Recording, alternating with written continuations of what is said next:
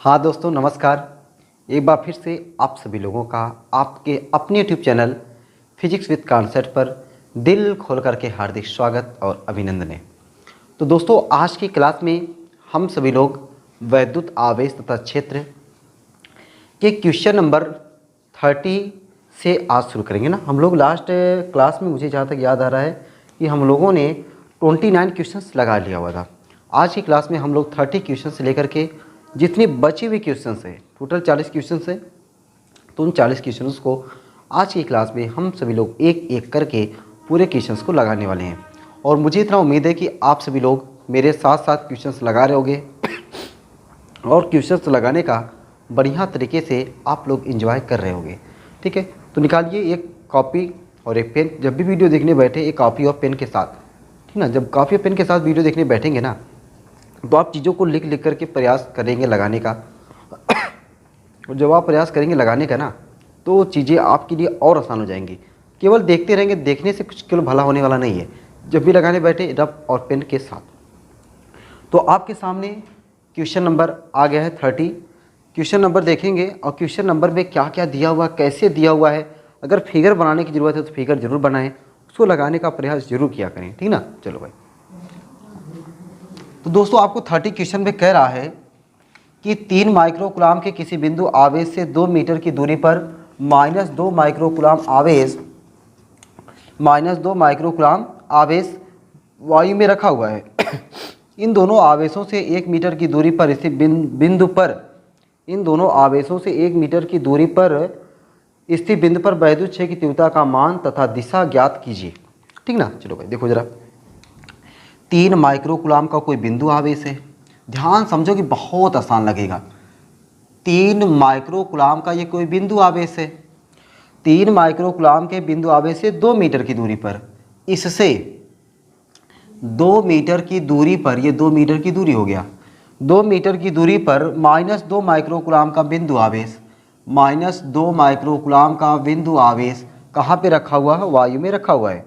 इन दोनों आवेशों से 1 मीटर की दूरी पर, मतलब ये दोनों टोटल दूरी कितना है? 2 मीटर।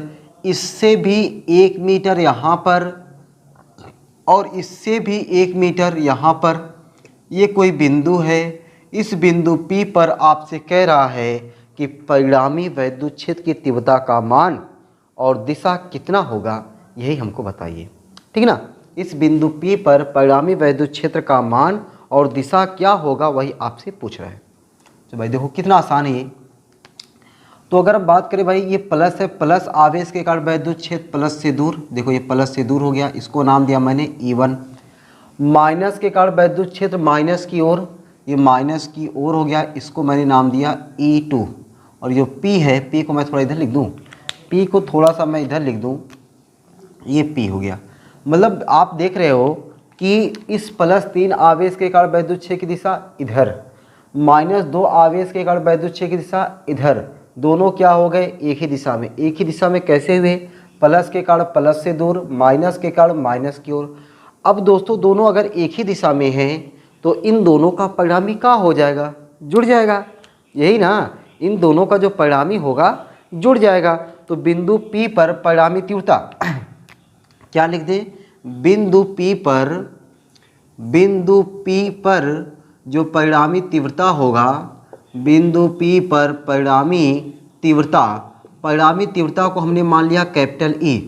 तो कैपिटल E बराबर जो होगा वह E1 + E2 के बराबर होगा। दोनों एक ही दिशा में तो जुड़ गया। अब E बराबर E1 की जगह पे कौन सा फार्मूला? ये बिंदु आवेश है, बिंदु आवेश से 1 मीटर की दूरी पर वैद्युत क्षेत्र की तीव्रता। ये बिंदु आवेश है, इससे 1 मीटर की दूरी पर वैद्युत क्षेत्र की तीव्रता, मतलब बिंदु आवेश के कारण वैद्युत क्षेत्र की तीव्रता, वह हमने फार्मूला बता के आपको रखा हुआ है। बिंदु आवेश के कारण वैद्युत क्षेत्र की तीव्रता E बराबर KQ/R²। KQ/R²। Q की जगह पे 3 माइक्रोकूलाम है, कुलाम में करेंगे 10⁻⁻6 बटे R²। R मतलब दूरी। इस आवेश से यहाँ की दूरी कितना है? 1 मीटर, 1 का स्क्वायर प्लस E2 की जगह पे Q की जगह पे देखो माइनस नहीं लिखते, 2 माइक्रोकुलाम, माइक्रोकुलाम को कुलाम में करेंगे 10⁻⁻⁶/1 का स्क्वायर। नीचे 1 है, 1 का स्क्वायर 1 ही होता है। 3 का के में गुणा करेंगे 3 के, या तो के का मान रख दे क्या, चलो के का मान ही रख दे रहा हूँ। के का मान है 9 × 10⁻⁹ गुणे 3 × 10⁻⁻⁶। नीचे 1 का स्क्वायर मतलब कुछ नहीं, प्लस के का मान 9 × 10⁻⁹ गुणे 2 × 10⁻⁻⁶। सॉल्व कर दो भाई, आंसर है, सॉल्व कर दो। अब देखो 9 त्रिक 27, 27 गुणे 9 में से 6 गया 3 10⁻³ प्लस 9 दूनी 18 गुणे 9 में से 6 गया 3।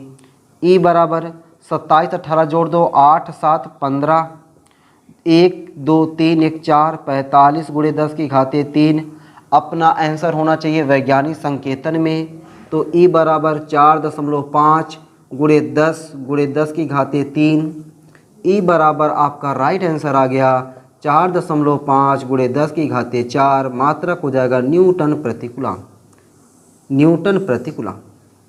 देखा आपने कितना आसान तरीके से क्वेश्चंस लगाया जा रहा है, एकदम मज़ा आ रहा है। आपको कोई दिक्कत परेशानी दुख तकलीफ तो होना ही नहीं चाहिए कि कितनी आसानी तरीके से मैंने आपको याद करा दिया है कि प्लस के कारण वैद्युत क्षेत्र प्लस से दूर, माइनस के कारण वैद्युत क्षेत्र माइनस की ओर, और ये छोटका सा फार्मूला E बराबर KQ/R², कोनो बिंदु आवेश है उससे इतना दूरी पर वैद्युत क्षेत्र की तीव्रता का फार्मूला, बस आपके सामने ये लगे, ठीक ना। अब आते दोस्तों हम लोग 31 क्वेश्चंस पर, ठीक ना। आते हम लोग किसने पे, 31 क्वेश्चन पर। अच्छा, इसमें परिणामी दिशा देखो क्या हो जाएगा। परिणामी दिशा दोनों E1 E2 किधर है, -2 माइक्रोकुलाम की ओर है। जिधर E1 है उधर E2 है, तो E भी जो ये E आया है E की दिशा उधर हो जाएगा -2 माइक्रोकुलाम की ओर। जो कैपिटल E है E की दिशा किधर हो जाएगा, -2 माइक्रोकुलाम की ओर, ठीक ना।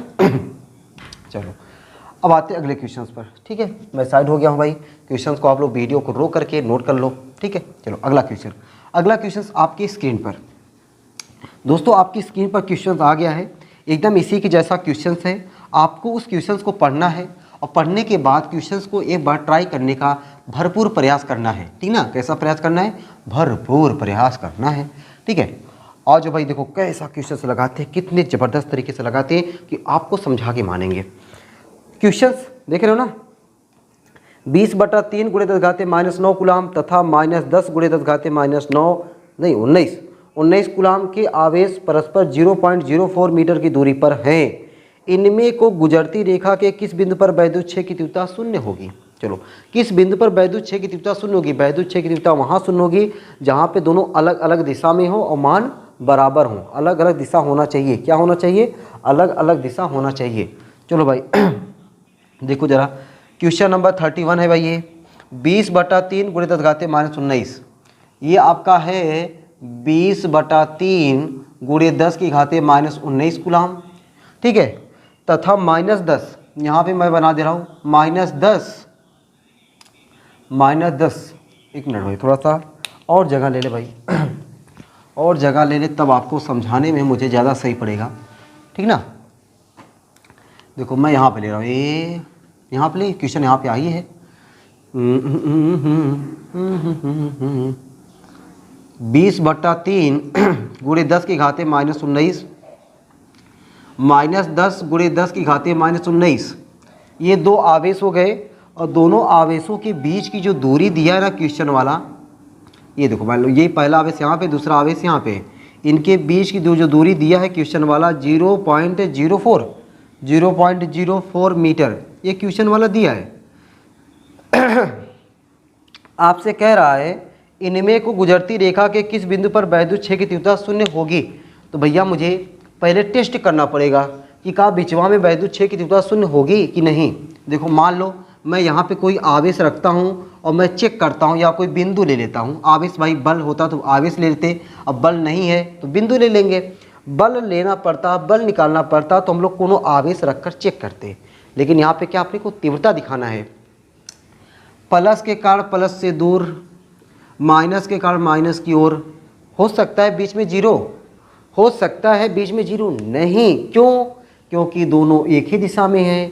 क्यों नहीं हो सकता, क्योंकि दोनों एक ही दिशा में है। जीरो कहाँ हो सकता है? जहाँ पे अलग अलग दिशा में हो, जहाँ पर अलग अलग दिशा में हो। इसका मतलब है कि बीच में अपने को जीरो नहीं मिलने वाला है, बीच में अपने को जीरो मिलने वाला नहीं है। तो अपने को कहाँ जाना है? बाहर। अपने को कहाँ जाना है? बाहर। और बाहर किधर जाना है? छोटे वाले आवेश की ओर। अब देखो ये 10 और ये 20/3 कौन छोटा है? 10 और 20/3 में 20/3 छोटा है, 10 बड़ा है, 10 बड़ा है, 20/3 छोटा है, ठीक ना। छोटे वाले आवेश की ओर मान लेते हैं यहाँ से x मीटर की दूरी पर कोई बिंदु है और इसी बिंदु पर तीव्रता शून्य होगी। टेस्ट कर लेते हैं। प्लस के कारण प्लस से दूर, प्लस के कारण प्लस से दूर, माइनस के कारण माइनस की ओर। लो भाई, प्लस के कारण प्लस से दूर, माइनस के कारण माइनस की ओर, अलग अलग दिशा में है। तो यहाँ पे बिना पूछे शून्य होगा, ठीक है। अच्छा अब बताओ जरा, यहाँ से यहाँ ये बिंदु जो P है इसकी दूरी यहाँ से यहाँ तक की दूरी क्या हो जाएगी? 0.04 प्लस x हो जाएगी। हो जाएगी नहीं? एकदम हो जाएगी, ठीक है। ये दोनों आवेशों को मिलाने वाली रेखा थी। यहाँ पे बिंदु P पर तीव्रता शून्य होगी। कब शून्य होगी? जब E1 और E2 के मान क्या हो जाएं? बराबर हो जाएं। तो शून्य तीव्रता के लिए क्या लिखते भाई हम लोग? शून्य तीव्रता के लिए, शून्य तीव्रता के लिए दर्द दिल जीने का, शून्य तीव्रता के लिए बोल दो भाई क्या हो जाएगा? E1 बराबर E2, मतलब जो E1 का मनवा वही E2 का मनवा, दोनों का मान बराबर होगा। परिमाण में दोनों क्या है? अलग, परिमाण में समान है, दिशा में अलग अलग, दिशा में अलग होना चाहिए, परिमाण में समान होना चाहिए, तभी क्या होगा? जीरो होगा। E1 का फार्मूला KQ/R², के क्यू की जगह पे 20/3। E1 हमने किसके मान लिए माना? इसके लिए माना E1। 20/3 गुणे 10 की घाते -19 के हो गया, क्यू हो गया बटा R²। R की जगह यहाँ कौन कर रहा है? x बराबर E2 जगह यहाँ पे के, क्यू की जगह यहाँ पे 10 गुणे 10 की घाते -19 बटे R, आ जगह पे 0.04 प्लस x का होल स्क्वायर, ठीक है। अब जितने लोग कट रहे हैं तो काटो। लो भाई, के तो गया, के तो गया, 19 भी गया, 10 दूना 20, 10 दूना 20। अब जो बचा है उसको लिखो। यहाँ पे देखो 2 बचा, यहाँ पे 3 बचा, x² यहाँ चला जाएगा, 2/3x²। क्या बचा हमारा? हमारा बचा कि 2/3x² बराबर, ऊपर तो कुछ नहीं बचा, नीचवा क्या बचा? 0.04 प्लस x का होल स्क्वायर। अब क्या करें? दोनों पक्षों का वर्गमूल ले लें। 2 का वर्गमूल करड़ी में 2, 3 का वर्गमूल करड़ी में 3, x² का वर्गमूल x, 1 का वर्गमूल 1 ही होता है, इसका वर्गमूल घटिया हट जाएगा, घटिया हट जाएगा। तिर्यक गुणा कर दें। तिर्यक गुणा करने से पहले मैं कड़ी का मान रख दूं। कड़ी में 2 का मान 1.732 बटे कड़ी में 3 का मान 2 का मान 1.732। वाह गजब सर, गजब गजब। 1.414 कड़ी में 3 का मान 1.732, x बराबर 1/0.04 प्लस x। इधर देखो 3 अंक बाद दशमलव यहाँ भी, 3 अंक बाद दशमलव यहाँ भी, दशमलव गया, दशमलव गया। बचा क्या? 1414 बटे 1732 x बराबर 1/0.04 प्लस x। क्रॉस मल्टीप्लाई करें। क्रॉस मल्टीप्लाई करके आप आंसर निकाल सकते हो भाई। चलो मैं क्रॉस मल्टीप्लाई कर दूं। 1732x बराबर, इसका गुणा 4 से करेंगे तो 4 चौके 16, 4 1 4 1 5, 4 चौके 16, 4 1 4 1 5, 2 अंक पे दशमलव यहाँ पे आ गया 56.56। सही है यार, 4 चौके 16, 4 1 4 1 5, 4 चौके 16, 4 1 4 1 5, सही है यार, ठीक है ना।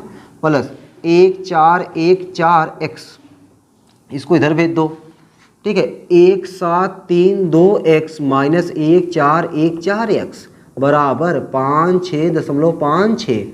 घटाओ तो भाई कितना आ जाएगा? 12 में से 4 गया 8, 2 में से 1 गया 2, 7 में से 4 गया 3, 328x बराबर 56.56। तो x बराबर 56.56 बटे 328, ठीक है। 0.2 अंक पे हटाना है तो आप 2 जीरो बढ़ा करके आप गुणा भाग कर सकते हो भाई, ठीक ना।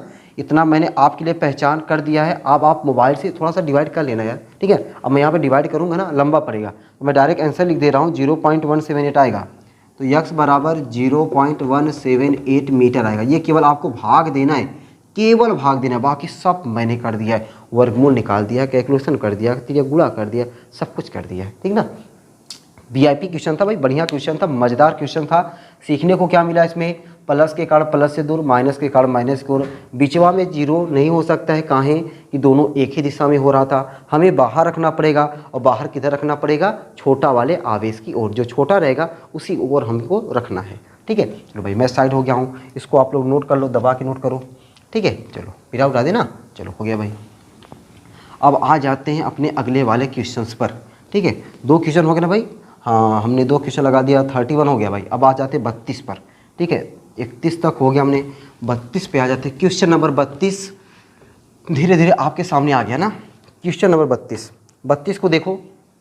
32 वाले क्वेश्चन में आपको क्या रहा है कि 1000 माइक्रोकुलाम की विपरीत प्रकृति वाले वैद्युत आवेश परस्पर 2 मीटर की दूरी पर स्थित हैं। इनको मिलाने वाली रेखा के मध्य बिंदु पर तथा दोनों आवेशों से समान दूरी 4 मीटर पर वैद्युत क्षेत्रों का परिकलन कीजिए।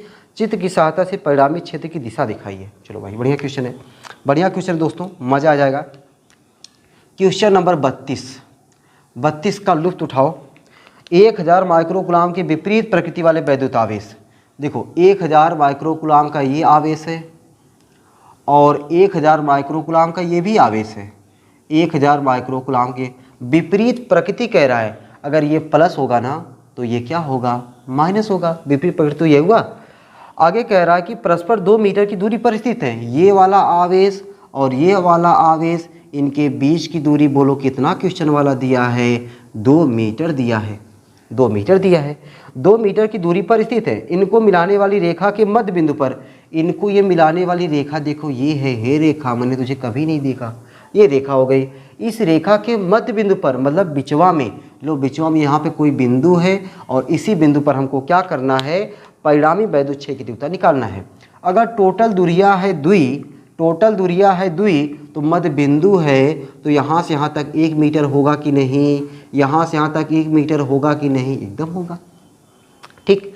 अब मैंने जो आपको बताया, प्लस के कारण प्लस से दूर, माइनस के कारण माइनस की ओर। ये प्लस आवेश है, प्लस के आवेश के कारण प्लस से दूर, देखो मैंने ये नाम दे दिया E1, अलग कलर में यूज कर लूँ, E1 हो गया ये E1।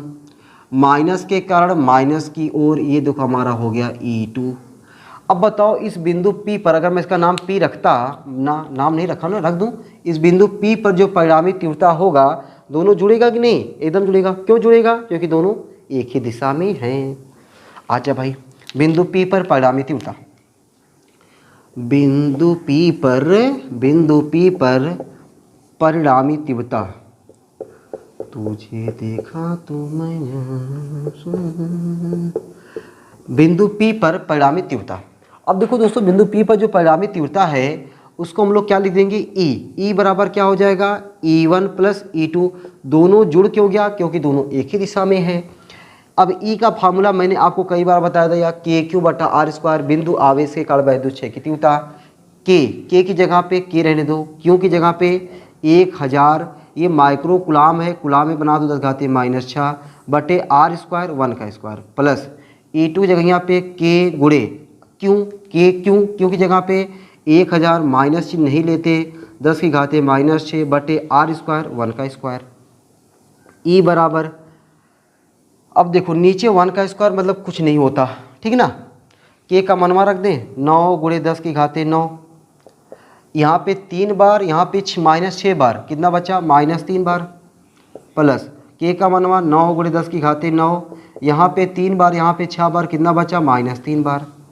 E बराबर 9 में से 3 गया 6, 9 गुणे 10⁻6 प्लस 9 गुणे 10⁻6, 9 9 18, E बराबर 18 गुणे 10⁻6।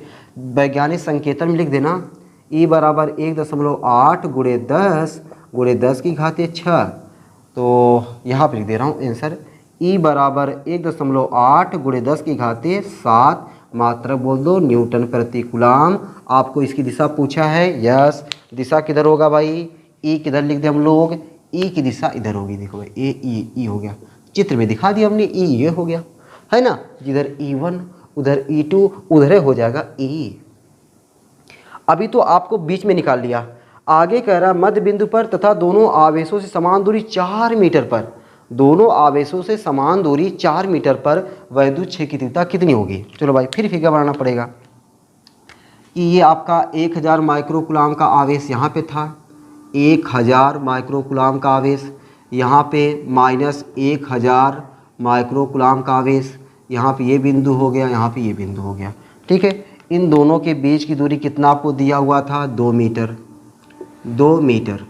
अब कह रहा है कि इससे भी 4 मीटर और इससे भी 4 मीटर की दूरी पर, ठीक है, इससे भी 4 मीटर, देखो इससे 4 मीटर देखो हो गया ये, इससे 4 मीटर देखो हो गया ये, ठीक ना, ये 4 मीटर, ये भी 4 मीटर, इस 4 मीटर इससे 4 मीटर की दूरी पर कोई बिंदु P है, उसी बिंदु P पर परिणामी वैद्युत क्षेत्र की तीव्रता का मान और दिशा बताओ। चलो भाई कोई बात नहीं, निकाल देते हैं, जैसे ये निकाले वैसे ये निकाले, थोड़ा सा हल्का सा अलग ही पीछे पड़ेगा। प्लस के कारण वैद्युत क्षेत्र, प्लस के कारण वैद्युत क्षेत्र, प्लस से दूर E1 नाम दिया, माइनस के कारण वैद्युत क्षेत्र माइनस की ओर, उसको हमने क्या नाम दिया, E2 नाम दिया।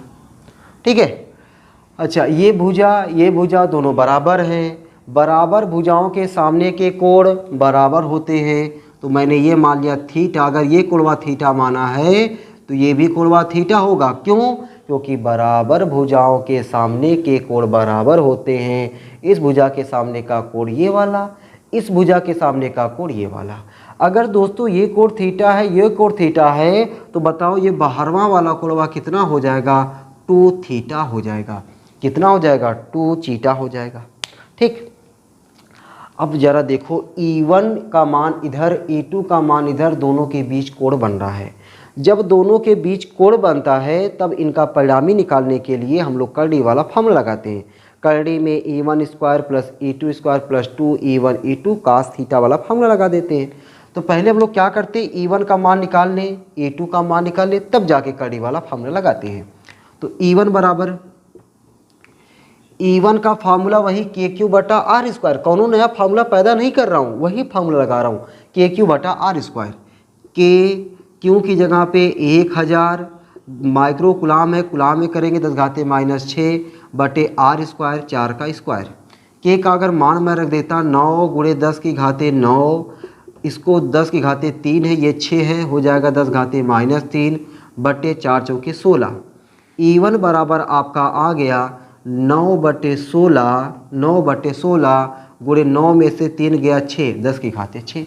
अब बताओ जो E1 का मनवा आया है वही E2 का मनवा आएगा कि नहीं आएगा, वही आएगा। क्यों, क्योंकि वही आवेश वही दूरी। क्यों, क्योंकि वही आवेश वही दूरी। तो इसी प्रकार हम लोग कह सकते हैं, अरे क्या कह सकते हैं, इसी प्रकार हम लोग कह सकते हैं ना कि जो E2 का मनवा होगा 9/16 गुणे 10⁻6 होगा, 9/16 गुणे 10⁻6 होगा। अब बताओ E1 का मनवा मिल गया, E2 का मनवा मिल गया, अरे तो करड़ी वाला फार्मूला टपका सकते हैं, तो करड़ी वाला फार्मूला टपकाएं तो बिंदु यहाँ पे P लिख दें, बिंदु P पर परिणामी तीव्रता, या डायरेक्ट लिखो ऐसे परिणामी तीव्रता, परिणामी तीव्रता निकालने के लिए कौन सा फार्मूला, करड़ी वाला। कैसे दिमाग में आया करड़ी वाला फार्मूला, क्योंकि कौनों कोण पर झुके हैं। E1 square plus E2 square प्लस 2E1 E2 cos 2 theta, cos 2 theta. अब देखो E1 की जगह यहाँ पे आप मनवा भी मत रखो, मनवा रखोगे 2 लाइन लिखना पड़ेगा। पहले हम लोग क्या करते पता है, E1 की जगह यहाँ पे E1 रख देते हैं, E2 जगह यहाँ पे E1 लिख देते हैं, E2 की जगह यहाँ पे क्या करते हैं, E1 लिख देते हैं। तो E बराबर करड़िया में क्या हो जाएगा, E1 स्क्वायर, E2 की जगह यहाँ पे E1, E2 जगह यहाँ पे E1, E2 की जगह यहाँ पे E1 स्क्वायर प्लस 2E1 E1 cos 2 थीटा। इतना तो मजा आ गया, इतना तो मजा आ गया भाई। करड़ी में E1 स्क्वायर, E1 स्क्वायर, अरे 2E1 square, 2E1 square plus E1 E1 2E1 square, 2E1 square cos 2 theta, E बराबर करड़े में। अब देखो कॉमन कुछ मिल रहा है, कॉमन मतलब होता है दोनों में, जो दोनों में हो, 2E1 स्क्वायर यहाँ भी, 2E1 स्क्वायर यहाँ भी, 2E1 स्क्वायर हमको मिल गया common, 1 plus cos 2 theta, cos 2 theta, E बराबर करड़िया में 2E1 स्क्वायर 1 प्लस, अब लो भाई कॉस 2 थीटा का ऐसा फार्मूला लिखें जौने से हमारा 1 ना शहीद हो जाए। तो वह फार्मूला देखो मैं अलग पेन से लिख दे रहा हूँ। कॉस 2 थीटा का formula 2 cos square theta minus 1, ठीक ना। अब -1 + 1 तो चल बसे, -1 + 1 चल बसे। चलो भाई जो गया सो गया, जो बचे हैं उनकी इज्जत करो।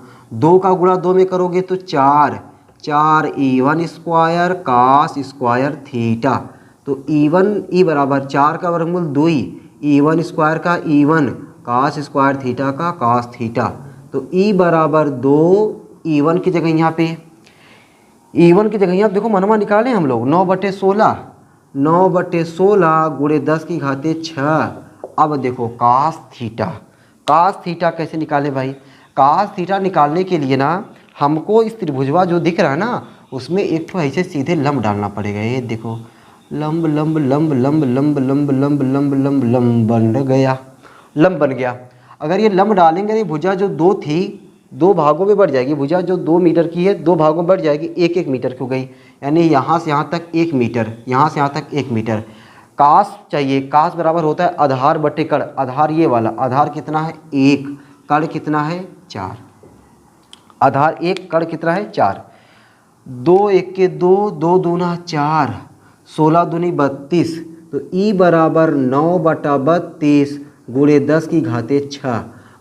9 से 9 में भाग देना 32 से, जब 9 में हम भाग देंगे 32 से तो वह कितना आएगा भाई?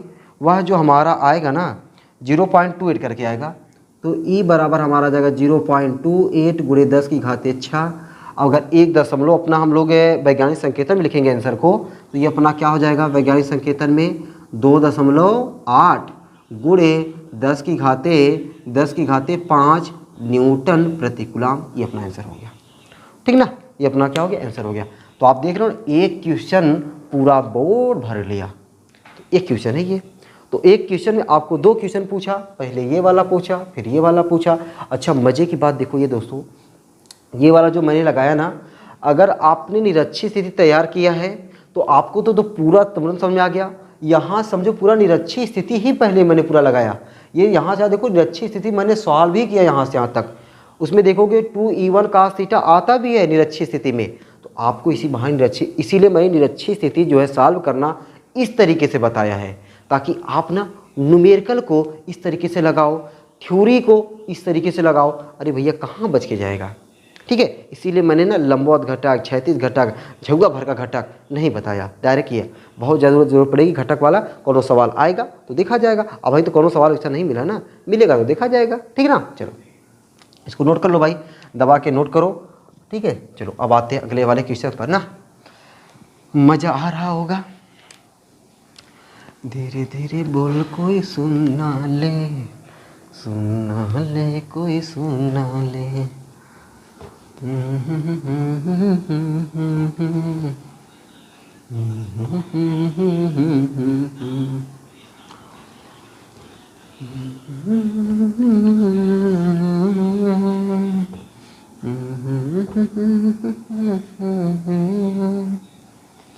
चलो भाई अब हम लोग आते हैं अगले वाले क्वेश्चन पर। क्वेश्चन नंबर हमारा 33, 33वां क्वेश्चन। 33वां क्वेश्चन आपके सामने। 33वां क्वेश्चन पढ़ते भाई। क्वेश्चन में देखो क्या क्या कह रहा है, ठीक ना। कह रहा कि एक समबाहु त्रिभुज के 3 कोने ए बी तथा सी हैं। कोने ए पर एक बिंदु आवेश 0.100 माइक्रो कूलम है। कोने बी तथा सी के बीच मध्य बिंदु पर वैद्युत क्षेत्र की तीव्रता क्या होगी यदि त्रिभुज की भुजाएं 10 सेंटीमीटर की हों। चलो भाई समबाहु त्रिभुज, समबाहु त्रिभुज सर वह त्रिभुज होता है जिसकी तीनों भुजाएं बराबर होती हैं और तीनों कोण 60-60 डिग्री के होते हैं। देखो ये मैंने बना दिया, ये अपना बन गया समबाहु त्रिभुज, ये क्या है, समबाहु त्रिभुज है। इस त्रिभुज की भुजाएं कितनी कितनी है, 10 सेंटीमीटर की। 10 सेंटीमीटर ये है रजा, 10 सेंटीमीटर ये भी है, 10 सेंटीमीटर ये भी है, सब 10 सेंटीमीटर की हैं। कोने ए बी तथा सी है, कोने मध्य बिंदु ए पर, कोने बी तथा सी के मध्य बिंदु पर। अब देखो बी सी के मध्य बिंदु पर पूछ रहा है, तो अगर मैं ए बी यहाँ पे लिखूंगा, सी यहाँ पे लिखूँ, तो बी सी मध्य बिंदु यहाँ पे आएगा। मैं बी सी यहाँ पे ले रहा हूँ, बी सी अगर मैं ये ले लूँगा तो बी सी का मध्य बिंदु यहाँ पे कहीं आएगा, और इसी पर हमें वैद्युत छेद की तीव्रता निकालनी है, और ए तब मुझे यहाँ पे लिखना पड़ेगा। चलो अच्छा, बिंदु आवेश ए पर, कोने ए पर बिंदु आवेश जो ए है यहाँ पे 0.100 माइक्रोकुलाम। अच्छा देखो 0.1 के बाद जो 00 लिखा ना, उसका कोनो मतलब ही नहीं होता है, बस लिखा है केवल 0.100 माइक्रोकुलाम आवेश है। तो मध्य बिंदु पर वैद्युत छेद की तीव्रता क्या होगी। चलो भाई यहाँ पे वैद्युत छेद की तीव्रता क्या होगी, थोड़ा मैं डार्क कर दूँ आपको लगे, बी सी का मध्य बिंदु यही ना, ठीक। अच्छा इस बिंदु पर वैद्युत छेद की तीव्रता निकालने के लिए आपको यहाँ से ये डिस्टेंस चाहिए, चाहिए कि नहीं चाहिए, एकदम चाहिए। अच्छा बताओ, अगर ये 10 है, अगर ये 10 सेंटीमीटर है, तो ये आधा कितना हो जाएगा, 5 सेंटीमीटर हो जाएगा। ये 5 सेंटीमीटर हो जाएगा कि नहीं हो जाएगा। तो हम लोग लंब निकालने, हम लोग क्या निकालने, लंब निकालने। तो दोस्तों हम लोग जानते हैं कि कर्ण का स्क्वायर, देखो कर्ण को मैं के लिखता हूँ यहाँ, ठीक ना, कर्ण को मैं क्या लिख दूँ, के। कर्ण का स्क्वायर बराबर होता है लंब का स्क्वायर प्लस आधार का स्क्वायर, लंब का स्क्वायर प्लस आधार का स्क्वायर। कर्ण की जगह पे 10 सेंटीमीटर का स्क्वायर बराबर लंब नहीं पता है, लंब का स्क्वायर, आधार जगह पे 5 सेंटीमीटर का स्क्वायर। तो लंब का स्क्वायर बराबर हो जाएगा 10 का स्क्वायर, 100 सेंटीमीटर स्क्वायर, ठीक। उधर जाएगा माइनस 5 × 25 सेंटीमीटर स्क्वायर, ठीक है ना।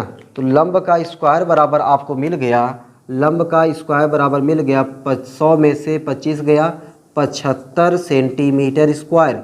और सेंटीमीटर को हमको बदल देना है मीटर में, कहाँ से कि अभी हम लोग जो माइक्रोकुलाम है, माइक्रोकुलाम को बदलेंगे कुलाम में। तो लंब का स्क्वायर बराबर हो जाएगा 75 सेंटीमीटर स्क्वायर को मीटर स्क्वायर में बदल देंगे, 10⁻⁻4 मीटर स्क्वायर। अगर खाली सेंटीमीटर रहता तो 10⁻2 होता, ये सेंटीमीटर स्क्वायर है, 10⁻4 हो जाएगा। बतिया समझ पा रहे हो ना, बतिया दिमाग में घुस रही है ना।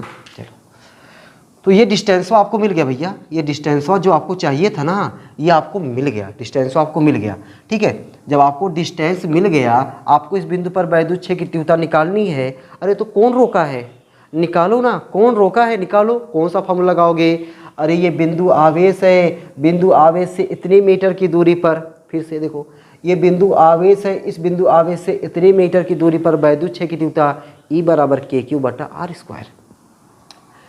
तो परिणामी तीव्रता, या परिणामी तीव्रता नहीं भाई, मध्य बिंदु पर तीव्रता ना, मध्य बिंदु पर तीव्रता, या डायरेक्ट लिखो यार, तीव्रता E बराबर, E लिखते हैं ना, E बराबर, तो सूत्र क्या लग जाएगा, E बराबर KQ/R², KQ/R²। E बराबर K की जगह यहाँ पे 9 × 10⁻9, अरे Q की जगह यहाँ पे 0.1 लिखो। मैंने बताया कि 00 जो लिखा उसका कौनो मतलब नहीं है, माइक्रो कुलाम है, कुलाम बदलो 10⁻6 बटा R²।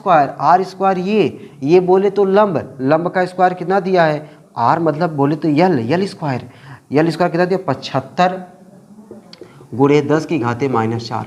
बस भैया इसी को सॉल्व करना है और कुछ नहीं करना है, ठीक है। तो E बराबर कैसे सॉल्व करें, 9 से 75 नहीं करता है ना, 9 से 75 करता है, 3 त्रिका 9, 3 से कटेगा ना, 3 त्रिका 9, 3 से 25 दिया 75, 3/25, ठीक है। गुणे 9 में से 6 गया 3, 10⁻3, ये 0.1 को मैं लिख दिया 1 × 10⁻1, दशमलव हट गया, ये -4 ऊपर आ गया तो +4 हो गया, ठीक है। तो E बराबर देखो 3, 4 3 7, 7 में से 1 गया 6, सही है ना, 4 3 7, 7 में से 1 गया 6, 3/25 × 10⁻6, ठीक है। 2 0 मैं इसको दे दूं, ये हो जाएगा 300/25 × 10⁻4, 25 से भाग दे दो, अब भाग देना आसान हो जाएगा, 25 1 के 25, 5 30, 25 दूना 50 × 10⁻4। अपना आंसर जो चाहिए भाई वैज्ञानिक संकेतन में, तो वैज्ञानिक संकेतन में लेकर आओगे 1.2 × 10 गुणे 10 की घाते 4, तो ई बराबर हो गया 1.2 गुणे 10 की घाते 5 मात्रक क्या हो जाएगा न्यूटन प्रति कूलम। ठीक है, ये हो गया भाई अपना आंसर, ये हो गया अपना आंसर। उम्मीद करता हूँ भाई ठीक ठाक समझ में आ गया होगा ना समझ में आ गया, ठीक ठाक नहीं बढ़िया तरीके से समझ में आ रहा होगा, ठीक ना। इतना भाई मैंने कैलकुलेशन को जीरो लेवल से बता रहा हूँ, अब भी ना समझ में आए। और भी कितना क्वेश्चन हो गया भाई 32 क्वेश्चन, 33 क्वेश्चन, तब भी बेकार है ना, 33 क्वेश्चन लगातार हो गया। और जब भाई 34वें क्वेश्चन पर, ठीक है, मैं साइड हो गया, नोट कर लो दबा के, ठीक है, मैं साइड हो गया, मिटा उठा दूँ ना, हाँ मिटा देते भाई। 34वें वाले क्वेश्चन पे आते हैं, और 34वां क्वेश्चन क्या है उसको देखते हैं भाई। क्वेश्चन नंबर 34 क्या कह रहा है आपके सामने आ गया होगा, ठीक ना। अच्छा की बार ये मज़ा है ना, मुझे क्वेश्चन लिखना नहीं पड़ रहा है, नहीं तो बहुत लिखता था यार, मूड खराब हो जाता था, ठीक ना। अब ये क्वेश्चन आप लोग के सामने आ जाता है, आप लोग आंसर भी देख लेते हो कि हाँ ये आंसर आ रहा है, सही आ रहा है, गलत आ रहा है ना। चलो क्वेश्चन नंबर 34 कह रहा है कि ABC एक समबाहु त्रिभुज है जिसकी भुजा 0.05 मीटर है, कोने ए व बी पर क्रमशः 50/3 गुणे दगाते -9 कूलाम तथा -50/3 गुणे दगाते -9 कूलाम की आवेश है। इनके कारण कोने सी पर परिणामी वैद्युत की तीव्रता का मान व दिशा क्या होगी। चलो भाई क्वेश्चन मैंने थोड़ा तेज पढ़ा, मैंने क्या किया थोड़ा तेज पढ़ा। ABC एक समबाहु त्रिभुज है, लो भाई त्रिभुज अब आजा आजा आजा ओ हो ला ला ला ला ला। ABC समबाहु त्रिभुज बन गया ना, कौन सा त्रिभुज समबाहु त्रिभुज। ABC कोने ए पर ABC समबाहु त्रिभुज है जिसकी भुजा, चलो नाम मैंने रख दिया ABC जिसकी ए व बी पर, चलो ए यहाँ पे लिख रहा हूँ ना, ए व बी पर, देखो ए पर यहाँ पे, बी पर यहाँ पे आवेश है, ए बी मैंने लिख दिया और सी मैंने यहाँ पे लिख दिया। ए पर कितना आवेश है, ए व बी पर क्रमशः 50/3, यहाँ पे 50/3 गुणे 10 की घाते -9 और यहाँ पे -50/3 गुणे 10 की घाते -9 कूलाम आवेश है। और समबाहु त्रिभुज है जिसकी भुजा 0.05 ये भी है, 0.05 ये भी है और 0.05 ये भी है। अच्छा ये मीटर में ना, हाँ मीटर में, चलो सही बढ़िया है, मतलब सेंटीमीटर में नहीं तो मीटर में चेंज करना पड़ता। प्लस के कारण वैद्युत क्षेत्र प्लस से दूर, यस गजब गजब गजब। माइनस के कारण वैद्युत क्षेत्र, बोलो बोलो, माइनस का वैद्युत क्षेत्र माइनस की ओर E2, अरे बताओ E1 E2 हो गया। अच्छा ये कौन सा त्रिभुज है, समबाहु त्रिभुज है, प्रत्येक कोण कितने होंगे 60 अंश के होंगे, तो ये 60 होगा, ये भी 60 होगा, 60 60 120, बाहरवा वाला कोणवा 120 अंश हो जाएगा। ठीक है, अब परिणामी तीव्रता निकाल देना है। परिणामी तीव्रता निकालने के लिए कर्डी वाला फार्मूला लगाएंगे कि नहीं लगाएंगे, लगाएंगे। क्यों, क्योंकि E1 और E2 के बीच का कोण बन रहा है, जहाँ पे कोण बनता है तो कर्डी वाला लगा देते हैं, जहाँ पे एक ही दिशा में होते डायरेक्टली मैं जोड़ देता, अलग अलग दिशा में होते तो मैं घटा देता। ठीक है, ये तो जवान हो गया होगा ना। चलो भाई, तो सी पर परिणामी तीव्रता निकालने के लिए पहले क्या करें, E1 और E2 का मान निकाल लेते हैं। तो E1 का मान निकालने के लिए कौन सा फार्मूला, KQ/R², K Q की जगह यहाँ पे 50/3 गुणे 10 की घाते -9 बटे R², R जगह पे 0.05 का होल स्क्वायर।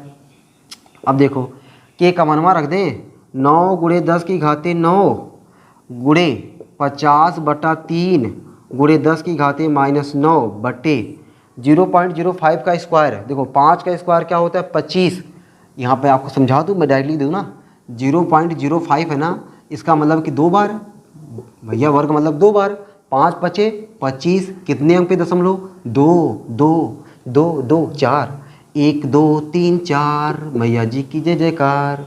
4 अंक पे दशमलव, अब 4 अंक पे दशमलव, देखो मैं दशमलव फ्री करना चाहता हूँ, इसको क्या लिख दूँ, 25 गुणे 10 की घाते -4, ये लिख देना डायरेक्ट, 25 गुणे 10 की घाते -4। अब कैसे हुआ है, अगर आप थोड़ा सा कम सोच पा रहे हो इसको बगैर हम लिख लिया करो, अगर समझ जा रहे हो तो ठीक है, कोनो बात नहीं है।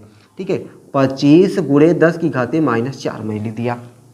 अब देखो कितने लोग कट रहे हैं, देखो ये 9 कटने के लिए पैदा हुआ है, 3 त्रिक्का 9, 3 त्रिक्का 9, ये देखो 25 दूना 50, 25 दूना 50, इतने जल्दी यार इतने लोग शहीद हो गए, अच्छा नहीं लगा ना, अच्छा नहीं लगा। क्यों नहीं लगा यार, अच्छा तो लगा, सब कट जाते मज़ा आता है, तुम कह रहे अच्छा नहीं लगा। 3 दूना 6 हो गया, 10 की घाते -4 है, ऊपर आ जाएगा तो +4, 10 की घाते 4। अच्छा बताओ, अब जो E1 का मनवा है वही E2 का मनवा होगा कि नहीं? वही E2 का मनवा होगा कि नहीं? होगा। क्यों? क्योंकि वही आवेश वही डिस्टेंस, वही आवेश वही डिस्टेंस। क्या लिखे? इसी प्रकार। क्या लिख दे? इसी प्रकार। इसी प्रकार सर लिखने में बड़ा आनंद आता है। इसी प्रकार E2 बराबर 6 × 10⁴। अब हमको क्या चाहिए? हमको तो चाहिए बिंदु C पर परिणामी तीव्रता।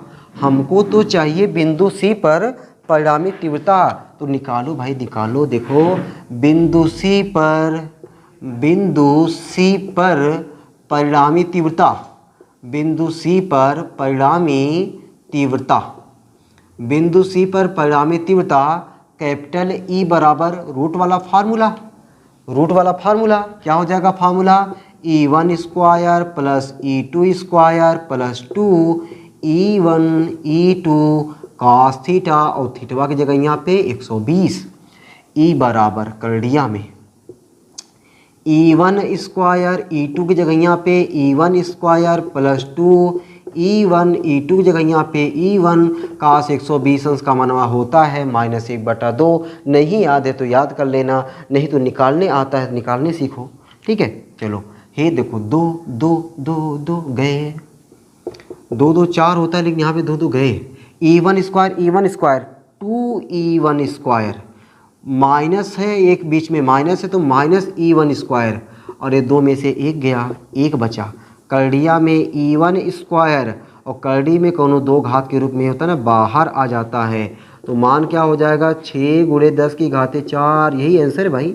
वाह सर मज़ा आ गया। तो मज़ा आ गया इस सवाल को लगाने में, आंसर आ गया। ये तो अपना निरक्षी स्थिति जिससे हमने सीखा है ना, एकदम उसी तरीके से जो निरक्षी स्थिति हमने सीखा हुआ है एकदम उसी तरीके से हमने इसको भी लगा दिया। ठीक है। अच्छा देखो दिशा पूछा हुआ था। अरे यार दिशा पता है बिचवा में हो जाएगा, E1 E2 के बिचवा में देखो ये, यस यस यस ई परिणामी दिशा हो गया, बस आंसर हो गया अपना।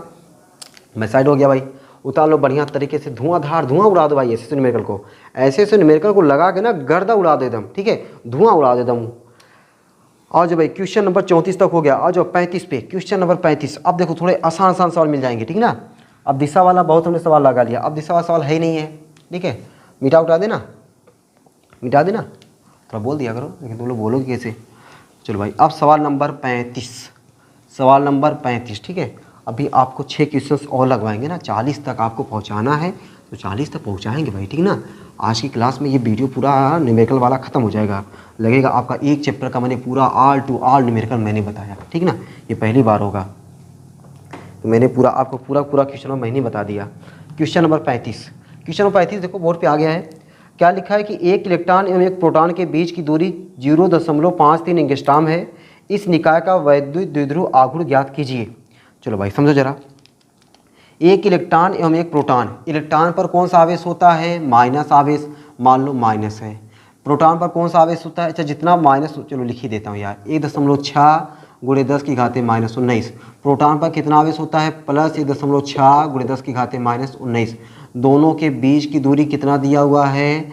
दोनों के बीच की दूरी आपको दिया हुआ है 0.53 एंगस्ट्रॉम। बताओ भाई ये वैद्युत द्विध्रुव बन गया कि नहीं? वैद्युत द्विध्रुव मैंने क्या बताया परिभाषा में? ऐसा निकाय जिसमें 2 बराबर व विपरीत आवेश, बराबर ये भी है जितना उतना ये भी है, विपरीत है ये माइनस ये प्लस है, बराबर व विपरीत आवेश एक दूसरे से बहुत कम दूरियां पर स्थित हों, वैद्युत द्विध्रुव कहलाता है। तो वैद्युत द्विध्रुव बन गया। आपसे क्या पूछ रहा है? आपसे पूछ रहा है निकाय का वैद्युत द्विध्रुव आघूर्ण। अरे आपसे पी पूछ रहा है, पी का फार्मूला याद है ना? पी का फार्मूला याद है ना? P बराबर 2L/Q, P बराबर 2L/Q। अरे 2L कितना हो जाएगा? 0.53 एंगस्ट्रॉम है, मीटर में बदलो 10⁻−10, Q की जगह यहाँ पे 1.6 × 10⁻−19। ये गुणा करना आपका काम है लेकिन मैं तो करूँगा। 16 का देखो, 16 × 48, 16 × 25 80, 80 × 4 84, 80 × 4 84, 2 और 1 3 अंक पे दशमलव, 1 2 3 अंक पे दशमलव, गुणे 10 19 19 10 29, 10⁻−29। दशमलव को एक अंक के बाद ही लिखना है। तो P बराबर 8.48 × 10⁻1 × 10⁻29 29 और 1 30, 8.48 गुणे 10 की घाते -30, मात्रक हो जाएगा coulomb, coulomb metre, coulomb metre. ठीक है ना भाई, 8.48 गुणे 10 की घाते -3 कूलाम मीटर। हो गया सवाल। चलो भाई अगला सवाल, अगला क्वेश्चन आपके स्क्रीन पर। क्वेश्चन देखो क्या कह रहा है, 36 है कि 2 माइक्रोकूलाम के 2 बराबर व विपरीत आवेशों के बीच की दूरी 3 सेंटीमीटर है। इस वैद्युत द्विध्रुव के आघूर्ण P का मान ज्ञात कीजिए। चलो भाई, आपको 2 माइक्रोकूलाम के बराबर व विपरीत आवेश दे दिया है, मतलब क्यों दे दिया है, दूरी आपको देखो मैं लिख दे रहा हूँ। क्वेश्चन नंबर है आपका ये 36, क्वेश्चन नंबर है ये था आपका 36, हालांकि वहाँ पे दिख ही रहा है। तो आपको दिया है क्यों आपको कितना दिया है, 2 माइक्रोकूलाम, 2 माइक्रोकूलाम, माइक्रोकूलाम को कूलाम में करोगे 10 की घाते -6 कूलाम, 10 घाते -6 कूलाम। आपको 2L कितना दिया हुआ है, 2L जो आपको दिया हुआ है 3 सेंटीमीटर, सेंटीमीटर को मीटर बना दो, 3 गुणे 10 की घाते -2 मीटर। पूछ क्या रहा है आपसे, P पूछ रहा है।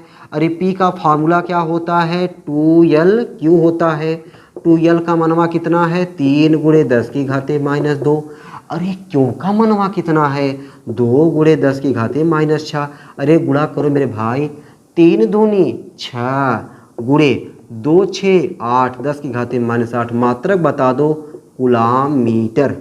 मात्रक क्या हो गया, कूलाम मीटर। ठीक हो गया ना। चलो आगे सेट 37, क्वेश्चन नंबर 37 पे भाई, इसको मैं मिटा उठा दूँ ना। चलो भाई नोट कर लियोगे, मिटा देता हूँ। क्वेश्चन नंबर 37 आपके सामने 37 क्वेश्चन नंबर आ गया होगा। ठीक है, उसको पहले क्या क्या दिया हो उसको लिखते भाई।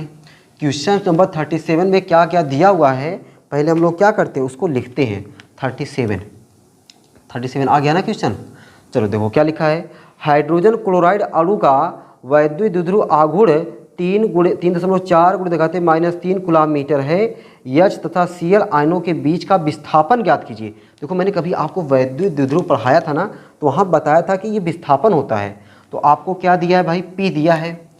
P आपको कितना दिया है भाई, 3.4 गुणे 10 की घाते -30 कूलाम मीटर, कूलाम मीटर दिया है। H तथा Cl अणु का, H पर 1 प्लस होता है, Cl पर 1 माइनस होता है। इसका मतलब है कि इलेक्ट्रॉन 1 प्लस 1 माइनस बोले तो इलेक्ट्रॉन पर आवेश के बराबर। तो क्यों का जो कमवा कर रहा है 1.6 गुणे 10 की घाते -19। आपसे पूछ क्या रहा है, आपसे पूछ रहा है 2L कितना होगा, विस्थापन पूछ रहा है। हम लोग फार्मूला जानते हैं P बराबर 2L। क्यों, P की जगह यहाँ पे क्या रख दें हम लोग, चलो मुझे 2L चाहिए ना, तो 2L बराबर क्या हो जाएगा, P बटा क्यों, P बटा क्यों। तो 2L बराबर P की जगह यहाँ पे 3.4 है ना, 3.4, हाँ 3.4 गुणे 10 घाते -30 बटे क्यों की जगह यहाँ पे 1.6 है ना, 1.6 गुणे 10 घाते -19। 17 दूनी 34 तो कट जाना चाहिए था। चलो भाई कोई बात नहीं, मैं डायरेक्ट आंसर देख के लिख रहा हूँ। 2.125 भाग दे नहीं पाएगा, मैं यहाँ भाग नहीं दे रहा हूँ ना। देखो पहली बात दशमलव कट जाएगा, 34 बटा 16, अगर आप देखो 2 से काट दो तो 17 बटे 8 हो जाएगा। ठीक है, गुणे माइनस हो जाएगा ऊपर प्लस -30 प्लस 19, तो -30 प्लस 19 -11, और जब भगिया दोगे आपका आ जाएगा 8 दूनी 16, 2.125 गुणे 10 की घाते 11, 10 की घाते 11 माइनस में ना, माइनस में। ठीक, मात्रा क्या हो जाएगा, दूरी है, दूरी का मात्रक मीटर। दूरी बोली तो प्रकार का विस्थापन है ना, मैंने बताया आपका विस्थापन होता है ये, इसीलिए P सदिश राशि होती है ना। चलो भाई अगला क्वेश्चन, अगला 37 के बाद 38, 37 के बाद 38 पे आ जाओ भाई। 38 वाला क्वेश्चन लग गया होगा। 38 वाला क्वेश्चन जरा देखिए आप, लिखा हुआ कि एक इलेक्ट्रॉन तथा एक प्रोटॉन के बीच 0.53 गुणे घाते -12 की मीटर की दूरी है। ठीक है, उनका वैद्युत द्विध्रुव आघूर्ण क्या है, P क्या है, यदि वे विरामावस्था में हैं। ठीक है, यदि वे विरामावस्था में हैं।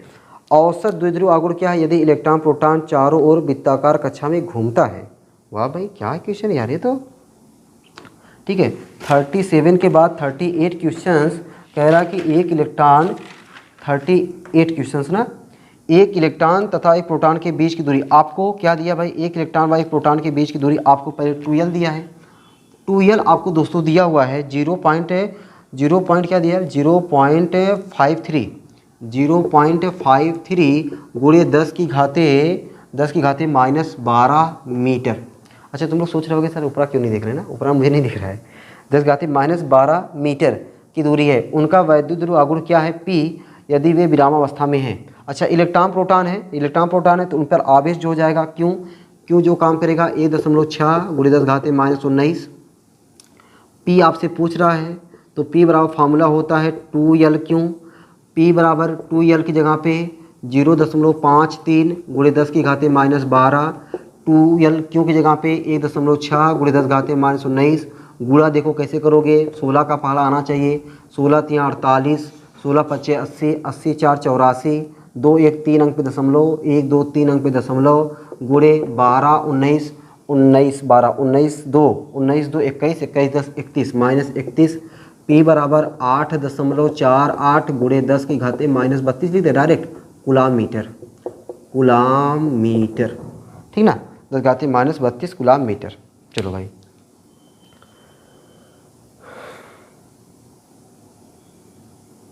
अब देखो आगे क्या पूछ रहा हमसे, आगे कह रहा है कि औसत द्विध्रुव आघूर्ण क्या है यदि इलेक्ट्रॉन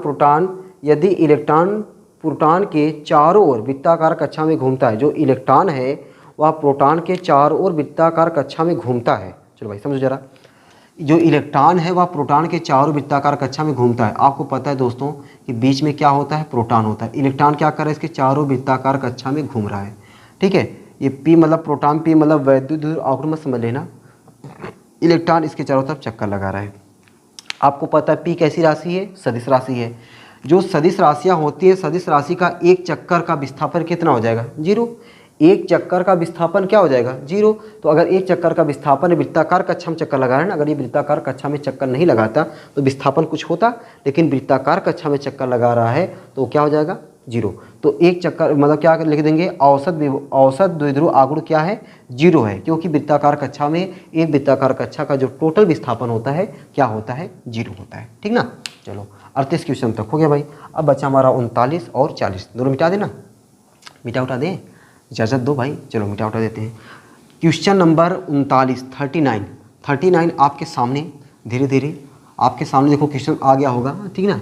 39 आपके सामने आ गया होगा। 39 क्वेश्चन पढ़िए और देखिए क्वेश्चन क्या इसी टाइप का है या फिर इससे कुछ अलग है, ठीक ना। 39 क्वेश्चन कह रहा है कि एक वैद्युत द्विध्रुव जिसकी लंबाई 4 सेंटीमीटर है को एक समान वैद्युत क्षेत्र 10⁻⁴ न्यूटन प्रति कूलाम से 30 अंश पर रखने पर 9 × 10⁻² न्यूटन मीटर का बल आघूर्ण लगता है। द्विध्रुव के द्विध्रुव आघूर्ण की गणना कीजिए। पहले क्वेश्चन में क्या क्या दिया हुआ लिख देते भाई। एक वैद्युत द्विध्रुव जिसकी लंबाई आपको 2L दिया हुआ है, 2L बराबर 4 सेंटीमीटर, ये ना 4 सेंटीमीटर, सेंटीमीटर को मीटर बना दो, 4 × 10⁻² मीटर। एक समान वैद्युत क्षेत्र E आपको दिया हुआ है, E आपको दिया हुआ 10⁻⁴ न्यूटन प्रति कूलाम के वैद्युत क्षेत्र से 30 अंश के कोण पर थीटा भी दिया। वाह भाई, थीटा तुम भी आ गए।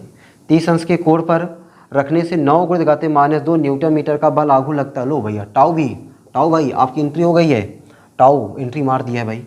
9 × 10⁻² न्यूटन मीटर, यन मतलब न्यूटन, यम मतलब मीटर, न्यूटन मीटर बल आघूर्ण लगता है। द्विध्रुव के द्विध्रुव आघूर्ण की गणना कीजिए। हेलो भैया, हाँ, P हमसे पूछ रहा है। अब देखो, अब सूत्र पता होना चाहिए कौन सा लगेगा। टाउ दिया है, E दिया है, थीटा दिया है, P पूछ रहा है, ठीक है। टाउ बराबर मैंने फार्मूला बताया ना आपको, टाउ बराबर हमने फार्मूला सीखा है दोस्तों, PE sin थीटा। टाउ बराबर फार्मूला होता है PE sin थीटा, ठीक है। तो अपने को क्या चाहिए, अपने को यहाँ पे P चाहिए। टाउ की जगह पर क्या रखोगे, 9 × 10⁻² P। अरे E की जगह यहाँ पे क्या रखोगे, 10⁻⁴ साइन थीटा साइन 30 अंश। 9 × 10⁻² बराबर P × 10⁻⁴ साइन 30 अंश का मान 1/2। ये देख लो ना, 2L फालतू में दिया हुआ है, ठीक ना। तो 2L को देख करके ये मत सोचो कि 2L को ज़बरदस्ती कहीं घुसेड़े, ऐसा जबरी नहीं है ना। हाँ, अब देखो भाई, ये 2 इधर चला जाएगा ना, 9 दूनी 18 हो जाएगा। 2 इधर चला आएगा तो 9 दूनी 18, डायरेक्ट कर दे 18 × 10⁻²। ये देखो प्लस इधर आएगा तो -10⁻⁴ बराबर P। 18 × 10⁻⁶ बराबर P। वैज्ञानिक संकेतन में लिखोगे तो 1.8 × 10⁻⁶ तो आपका जो P आ गया 1.8 गुणे 10 की घाते -5, 10 की घाते -5। मात्रा बता दो भाई, कूलाम मीटर, कूलाम मीटर, ठीक है। 1.8 गुणे 10 घाते -5 कूलाम मीटर हो गया अपना आंसर। अगला क्वेश्चन मिटा ही देते यार इसको, ठीक ना। चलो इसको नोट कर लो तब जाके लगाते हैं अगला क्वेश्चन भाई 40वां क्वेश्चन, लास्ट क्वेश्चन भाई, ठीक ना। धीरे धीरे हम लोग अपने अंतिम वाले क्वेश्चंस पर आ गए हैं ना। आज की अपनी जो बुक है, जो कुमार मित्तल में स्टार्ट किया हूँ, कुमार मित्तल बुक का ये लास्ट क्वेश्चन है, ठीक है। 40वां क्वेश्चन। बधाई होना चाहिए कि आपको मैंने एक पूरे चैप्टर का numerical A to Z numerical मैंने आपके सामने बताया। 40वां क्वेश्चन आपके सामने, ठीक है। 40वें क्वेश्चन पे क्या लिखा है, +1 माइक्रो कूलाम तथा -1 माइक्रो कूलाम के दो बिंदु आवेश एक दूसरे से 2 सेंटीमीटर की दूरी पर स्थित हैं। दोनों मिलकर के एक वैद्युत द्विध्रुव की रचना करते, सही बात। यह वैद्युत द्विध्रुव 1 × 10⁵ वोल्ट प्रति मीटर के एक समान वैद्युत क्षेत्र में स्थित है। ज्ञात कीजिए वैद्युत द्विध्रुव का आघूर्ण तथा वैद्युत द्विध्रुव पर आरोपित अधिकतम बल आघूर्ण। चलो भाई कोई बात नहीं, सब कुछ निकाल देते हैं। तो पहले हम लोग निकाल देते हैं क्या क्या दिया उसको लिखने की जरूरत है भाई, क्या क्या दिया हुआ उसको मैं लिख नहीं रहा हूँ ना। वैद्युत द्विध्रुव का आघूर्ण P बराबर होता है 2L/Q, ठीक ना।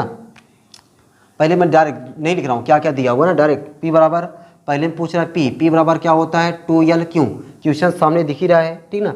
P बराबर 2L/Q, P बराबर 2L आपको क्या दिया हुआ है, एक दूसरे से 2 सेंटीमीटर की दूरी पर स्थित है। 2 सेंटीमीटर है, सेंटीमीटर को मैंने क्या बनाया, मीटर। 2L हो गया, क्यों, क्योंकि कितना दिया, 1 माइक्रो कूलाम, माइक्रो कूलाम को कूलाम में करेंगे 10 घाते -6। तो P बराबर 2 1 के 2, 2 × 6 दूनी 6 2 8, दूरी नहीं, 2 × 10 घाते -8। मात्रा बता दो भाई, कूलाम मीटर,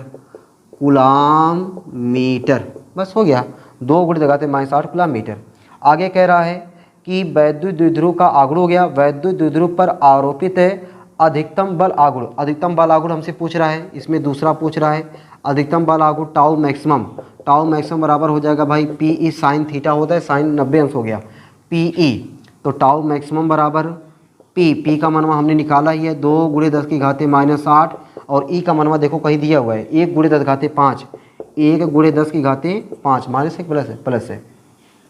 तो टाउ मैक्सिमम बराबर क्या हो जाएगा, 2 1 के 2, 2 × 8 में से 5 गया 3, 10 घाते -3, बस आंसर हो गया। मात्रा क्या हो जाएगा, न्यूटन मीटर, मात्रा क्या हो जाएगा, न्यूटन मीटर, ठीक है। 2 × 10 घाते -3 न्यूटन मीटर। चलो भाई बधाई हो, आपका ये पहला वाला चैप्टर का ऑल न्यूमेरिकल आपका पूरा हो गया, ठीक है। अब दोस्तों हम लोग ना अगली वाली क्लास में पहले वैद्युत फ्लक्स तथा गॉस की प्रमेय सीखेंगे। वैद्युत फ्लक्स तथा गॉस की प्रमेय सीखने के बाद उसके जो न्यूमेरिकल मिलेंगे उसको लगा लेंगे। उसको लगाने के बाद जो NCERT न्यूमेरिकल है, NCERT जितने न्यूमेरिकल हैं उतने पूरे न्यूमेरिकल को मैं आपको बोर्ड पे कराने वाला हूँ, ठीक है। पूरे NCERT न्यूमेरिकल को भी मैं आपको अब की बार कराने वाला हूँ। सोचो कुमार मित्तल सॉल्व करवाएंगे, पूरा NCERT सॉल्व करवाएंगे, पूरे A to Z आपको टॉपिक में पढ़ा रहा हूँ। आप क्या चाहिए भाई, आपको मेरी जान लोगे, ठीक ना। आपके लिए मैं पूरी अब की बार पूरी कह सकते हैं कि ऊर्जा के साथ मैं काम एकदम कर रहा हूँ, और बढ़िया तरीके से A to Z न्यूमेरिकल बता रहा हूँ। आप लोग देख भी रहे हो कि एक बार मैं खड़ा हो जा रहा हूँ लगभग 1 घंटे की, 1 घंटे 20 मिनट की, 1 घंटे 15 मिनट की, 1 घंटे 20 मिनट की लगातार वीडियो खड़े होकर के बोलना, ये अपने आप में बहुत बड़ी बात होती है, ठीक ना।